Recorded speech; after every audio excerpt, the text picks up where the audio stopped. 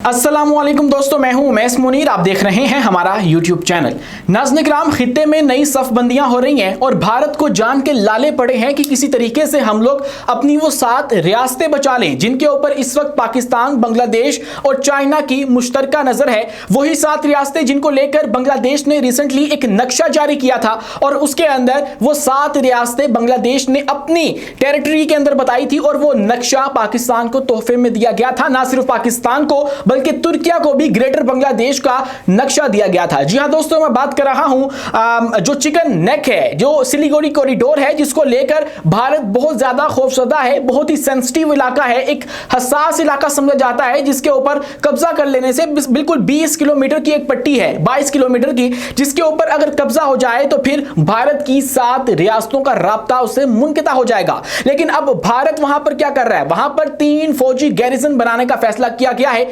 हजारों की तादाद के अंदर वहां पर फौजी तैनात किए जाएंगे। ये सब कुछ क्यों हो रहा है? और ऐसे में जब पाकिस्तान ने अपना एक PNS सैफ जुल्फिकार पाक बहरिया का एक बहरी जहाज बांग्लादेश पहुंचा दिया है और चिटागोंग की बंदरगाह तक वो पहुंचा दिया गया है, ये सब कुछ क्या हो रहा है और इसका पस मंजर क्या है, आज की इस वीडियो में आपके सामने रखेंगे। और आपको यह भी बताएंगे कि पाकिस्तान और अफगानिस्तान के मामलात इस वक्त मजीद बिगड़ते हुए नजर आ रहे हैं। वो मुज़ाकरात जो कि इस्तांबुल के अंदर जारी थे, अब उनमें से क्या निकला है और उसके बाद कौन सा एक और हमला हो चुका है। और इस वक्त जो मकबूजा कश्मीर के हालात हैं, कुपवाड़ा डिस्ट्रिक्ट के अंदर एक बार फिर पाकिस्तान के ऊपर इल्जाम लगाया जा रहा है कि पाकिस्तान ने कुछ फाइटर्स को वहां से भेजने की कोशिश की गई है और LOC के ऊपर इस वक्त फायरिंग का तबादला भी बताया जा रहा है, जो कि हुआ है और उसके नतीजे में कुछ हलाकतें या शहादतें बताई जा रही हैं कि हुई हैं और भारतीय मीडिया इसको किस तरह से रिपोर्ट कर रहा है। इन सब पर बात करेंगे, लेकिन आगे बढ़ने से पहले हमारी आपसे 10 गुजारिश है कि इस चैनल को लाइक कीजिए,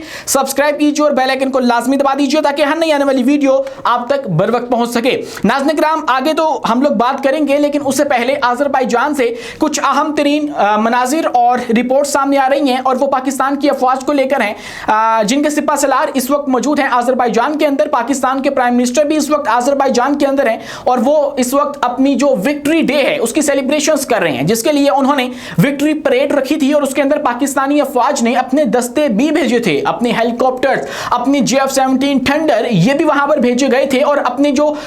फौजी हैं, हमारे फौजी एहलकार जो हैं, वो भी उनके यहां मौजूद हैं। क्योंकि जब पाकिस्तान के अंदर 14 अगस्त को यौम आज़ादी मनाया जा रहा था तो तब तुर्किया, आज़रबाईजान ने पाकिस्तान में भी अपने वही फौजी दस्ते भेजे थे जो कि इस वक्त आज़रबाईजान के अंदर मौजूद हैं। तो इस खित्ते के अंदर ये 3 ममालिक का एक बड़ा ही कमाल का ग्रुप है जो कि मुश्तरका तौर पर प्रोजेक्ट्स भी करता है और हर मामले के अंदर आपस में ताउन लाजमी करता है, ख्वाह वो डिफेंस का मामला हो, ख्वाह वो दीगर जो तजारती मामलात हैं वो हो, उन सब के अंदर ये तीनों ममालिक आपको एक सफ के अंदर खड़े हुए नजर आएंगे। तो इसीलिए पाकिस्तान ने भी वहां पर कुछ अच्छे कलमात अदा किए हैं और ये जो विक्ट्री परेड हो रही है ये आर्मेनिया के ऊपर फतह के तौर पर आज़रबाईजान मना रहा है। आल्दो इन दोनों की आपस में इस वक्त सुलह हो चुकी है, इनका मुआहिदा हो चुका है, लेकिन ये उसको सेलिब्रेट कर रहे हैं और उसके लिए पाकिस्तान वहां पर मौजूद है, हमारे सिपा सलार भी वहां पर मौजूद हैं और दोस्ती का हक अदा कर रहे हैं। दोस्तों, इसी के साथ अगर हम लोग बात करें तो बांग्लादेश रिसेंटली कुछ अपडेट्स के अंदर बहुत ज्यादा इंपॉर्टेंट हो चुका है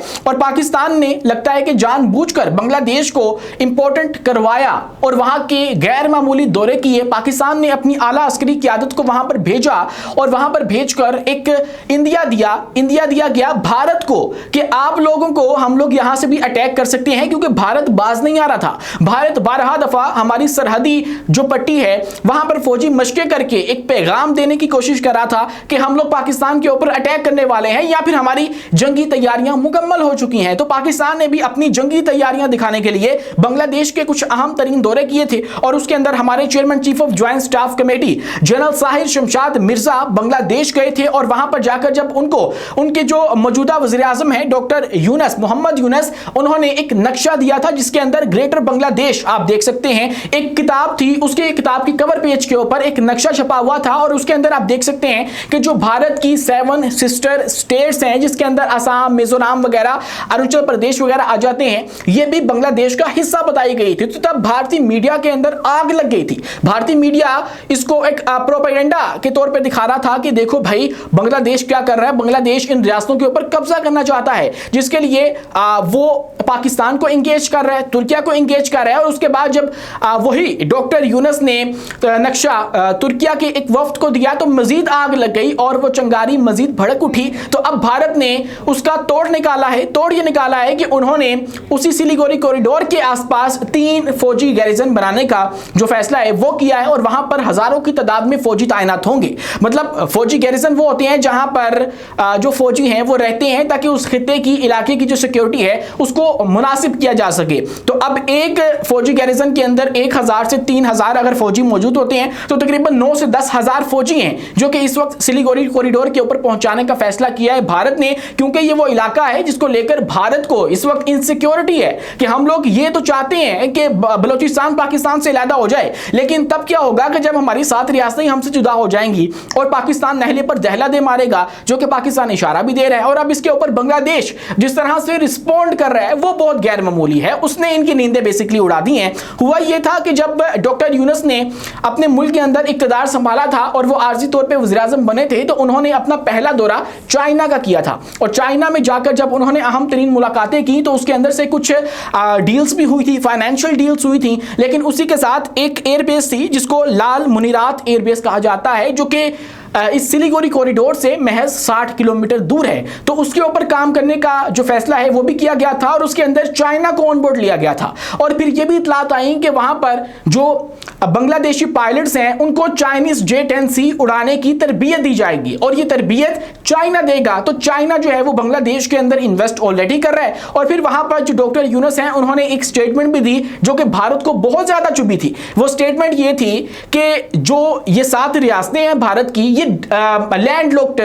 स्टेट्स हैं, मतलब इनके आसपास दरिया नहीं है, तो इनको बांग्लादेश की जरूरत है और बांग्लादेश अपनी जो सरहद है या फिर उनकी जो बंदरगाह है उसका इस्तेमाल करेगा। और फिर उसके ऊपर चाइना की जो एक स्ट्रेटेजी बताई जाती है मुबैना तौर पे कि वो तमाम तर इस खित्ते की बंदरगाहें कंट्रोल कर रहा है। मतलब पाकिस्तान के अंदर देखिए उसने गवादर के अंदर एक बहुत बड़ी इन्वेस्टमेंट कर रखी है, बहुत बड़ा स्टेक उसका मौजूद है। इसी तरह अब श्रीलंका के अंदर चले जाएं, उसके बाद जो दीगर यहाँ के आसपास के मुमालिक हैं अब वहां पर चले जाएं, अब म्यांमार में देख लें, अब बांग्लादेश की मोंगला और चिटाग्राम जो बंदरगाह है उसको देख लें, वहां पर चाइना की बहुत बड़ी इन्वेस्टमेंट है। तो चाइना ने एक नेटवर्क फैला रखा है समुद्रों के अंदर भी भारत के इर्द गिर्द, तो भारत इसको लेकर भी बहुत ज्यादा खौफजदा है और इन सब ने भारत की नींदें हराम कर रखी हैं कि कहीं ऐसा हो ही ना जाए कि ये 7 रियासतें हमसे जुदा हो जाए, क्योंकि वो इलाके ऐसे हैं जहां पर इस वक्त बगावत भी सर उठा रही है। मतलब रिसेंटली जो वहां से खबरें आ रही थी वो ये थी कि वहां पर 4 बगावती तहरीकें इस वक्त चल रही हैं और वो किसी भी वक्त जो है वो इनकलाब बर्पा कर सकती हैं और फिर ना सिर्फ भारत को बैरूनी खतरात होंगे बल्कि अंदरूनी तौर पर भी मामलात उनके खराब होते हुए नजर आएंगे। पहले अभी रिसेंटली मैंने आपको बताया था कि नागालैंड के अंदर क्या मामलात पैदा हुए। नागालैंड के अंदर जो उनके लीडर हैं उनको जब हक नहीं दिया गया, उनको अपनी एक रियासत का दर्जा नहीं दिया गया, रियासत का दर्जा दिया गया लेकिन उनका अपना अलग से कानून नहीं दिया गया, तो उन्होंने भी हथियार उठाने का फैसला कर लिया था। इसी तरह के मामलात इनकी बाकी रियासतों के भी हैं, तो इसीलिए भारत ने ये एक बहुत बड़ा कदम उठाया है और उसके ऊपर फिर चाइना, पाकिस्तान और तुर्किया की जो तमाम तर कोऑपरेशन है उसको भी मद्देनजर रखते हुए भारत इस वक्त बहुत ज्यादा खौफजदा हो चुका है। लेकिन ऐसे में एक और बहुत बड़ी डेवलपमेंट जो कि हालिया हुई है वो सामने आ रही है और वो ये है कि पाक बहरिया का Zulfiquar class frigate PNS Saif FF253 खैर सगाली के दौरे पर बांग्लादेश के शहर चिटागांग पहुंच चुका है और जो कि chief of the naval staff admiral Naveed Ashraf के मुल्क के सरकारी दौरे के मौका पर पहुंचा है। मतलब हमारे जो नेवल चीफ हैं वो भी इस वक्त बांग्लादेश के अंदर मौजूद है। मतलब अब देखिए कि जब से बांग्लादेश के अंदर हुकूमत या रजीम चेंज हुआ है तब से पाकिस्तान की कोई ना कोई अस्करी शख्सियत वहां पर लाजमी जाती है। मतलब हमने बेइंतहा जो अपने ताल्लुकात हैं, जो अपने मनासिब हैं बांग्लादेश के साथ वो बढ़ा लिए हुए हैं। हम हर तरह से उनके साथ जो राब्ते हैं वो कायम कर रहे हैं और इसके बाद फिर जो खतरात हैं वो मजीद भारत को लाहिक होते चले जा रहे हैं। दोस्तों इसी के साथ मजीद जो खबरें सामने आ रही हैं वो कुपवाड़ा डिस्ट्रिक्ट से है जो कि मकबूजा कश्मीर का एक इलाका है और वहां पर भारतीय मीडिया इस वक्त रिपोर्ट कर रहा है कि 2 दहशतगर्दों को हमने मार दिया है, जबकि वो फ्रीडम फाइटर्स थे और बताया ये जा रहा है कि वो LOC के पार से आ रहे थे, यानी कि पाकिस्तान के ऊपर इल्जाम लगाया जा रहा है कि पाकिस्तान उनको यहां पर भेज रहा था, लेकिन इन्होंने उसको कर दिया है। बेसिकली ये फ्रीडम फाइटर्स हैं जो कि इनको उस इलाके के अंदर गायब कर देते हैं। मतलब कुपवारा डिस्ट्रिक्ट हो जाए या ये वो इलाके हैं जो कि इंतहाई डेंस हैं और वहां पर जो इनकी फोर्सेस हैं उनके अक्सर फौजी गायब होते रहते हैं और ये उसके ऊपर काबू नहीं पा सकते हैं। उन्होंने उनको बहुत ज्यादा इस वक्त टफ टाइम दिया हुआ है, वो फैला दी है। और इसके अंदर कितनी सदाकत है, क्योंकि गोदी मीडिया ये रिपोर्ट कर रहा है तो इसको एक शक की निगाह से ही देखा जाएगा और देखा जाएगा कि ये जो शख्स इस वक्त इनकी फोर्सेस का निशाना बने हैं वो कौन लोग थे। क्योंकि इससे पहले भी इस तरह के काम करते हैं कि जेल से कोई भी शख्स निकाल कर वहां पर जाकर उसको मारकर ये इल्जाम पाकिस्तान के ऊपर लगा देते हैं कि भाई हमने पाकिस्तान के दहशतगर्द मार दिए हैं, जबकि कोई सबूत इनके पास मौजूद नहीं होते। पहलगाम वाला वाकया आप देख लीजिए, उसके अंदर इन्होंने जिन लोगों के हवाले से ऑपरेशन करने का बताया उसके शवाहिद जो इन्होंने दिए, उसके अंदर एक चॉकलेट का रैपर था जो कि पाकिस्तान के अंदर मिलती है। मतलब चॉकलेट के रैपर के ऊपर इन्होंने कुछ ऑपरेशंस किए और उसके नतीजे में इन्होंने पहलगाम वाले वाकये को जस्टिफाई कर दिया। पहलगाम वाले वाकये की बात कर रहे हैं, एक छोटा सा वाकया हुआ था और उसके ऊपर भारत ने हमारे ऊपर हमला कर दिया था, हमारे ऊपर स्ट्राइक्स कर दी थी। लेकिन जब पाकिस्तान के अंदर मुसलसल हमले हो रहे हैं, पाकिस्तान के अंदर बच्चे, जवान, औरतें शहीद हो रही हैं, तो तब पाकिस्तान भी अपना जब हक इस्तेमाल करता है दिफा का, तो तब इन सब बड़ी बड़ी ताकतों को तकलीफ होती है। और अफगानिस्तान भी उनके अंदर शामिल है कि जो ये कहता है कि भाई आपके ऊपर हमले हो रहे हैं तो आप लोग हमारे ऊपर हमले ना करो। लेकिन उसी के दोस्त के ऊपर जब सिर्फ 26 लोग मरे थे तो उन्होंने हमारे ऊपर हमला कर दिया था एक जवाब पैदा करके, तो हमारे यहाँ पे हजारों की तादाद में लोग शहीद हो चुके हैं। रोजाना की बुनियाद के ऊपर 26 के करीब जो लोग हैं वो शहीद होते होंगे। आप एवरेज निकाल के देख लीजिए, हमारे फौजी जो जवान हैं वही बहुत बड़ी तादाद के अंदर इन्होंने शहीद कर दी हैं। तो क्या अब हम लोग इनके ऊपर अटैक ना करें? पाक अफगान मुज़ाकरात हो रहे थे इस्तांबुल के अंदर और वहां से वो बेनतीजा निकले हैं और दोनों जो फ्रीकैन हैं वो इस वक्त किसी भी नतीजे पर पहुंचने से कासिर रहे हैं और मीडिएटर्स भी इसके अंदर अब मायूस होते हुए नजर आ रहे हैं। मीडिएटर्स ने बेसिकली कहा था कि आप लोग अपनी जो डिमांड्स हैं वो रिटन फॉर्म के अंदर हमें दे दो और उसके ऊपर फिर हम लोग दोनों फ्रीकैन से उनका मौकिफ ले लेंगे। तो पाकिस्तान के हवाले से सोर्सेज ये बता रहे थे कि पाकिस्तान ने ये डिमांड किया कि भाई या तो आप लोग खुद उनको लगाम डाल लो या फिर हमें जो कार्रवाई है वो करने दो। मतलब पाकिस्तान ने ये बेसिकली उनको कहा था कि आप लोग मखसूस कार्रवाई उनके खिलाफ करो या फिर हमें करने दो। और आप इसकी मजीद अगर तशरीह करें तो उसका मतलब ये भी हो सकता है कि पाकिस्तान उनको कह रहा था कि आप लोग हमें उनके पते दे दो, आप लोग हमें फ्री हैंड एक तरह से दे दो कि हम लोग चुन चुन के बस उनको ही मारें। तो हम लोग इंटेलिजेंस बेस्ड ऑपरेशन भी कर सकते हैं और हम लोग वो लोग जो कि आप लोगों से एसोसिएटेड नहीं है हम लोग उनको मार देंगे और फिर ये होगा कि हम लोग फिर आपकी सरहद के अंदर नहीं आएंगे। अगर आपकी सरहद के अंदर मौजूद भी है तो आप लोग उनको खुद वहां से निकालो, पाकिस्तान की तरफ भेजो तो हम लोग उनको मार देंगे। तो ये सब कुछ हो सकता है। पाकिस्तान ने बेसिकली एक चीज मांगी थी कि हमारे खिलाफ ये दहशतगर्दी के वाकयात रोक दो या फिर हमें रोकने दो। इसके ऊपर ही जो अफगान तालिबान है उन्होंने रजामंदी जाहिर नहीं की है और अब ये लग रहा है कि पाकिस्तान कुछ बड़ा करेगा, क्योंकि हमारे जो हुकाम है उनकी जानिब से भी बात वाज़ेह कर दी गई थी कि अगर जंगबंदी के दौरान भी कोई मामला ऐसे चलते रहते हैं तो पाकिस्तान जंगबंदी का ख्याल नहीं करेगा और जंगबंदी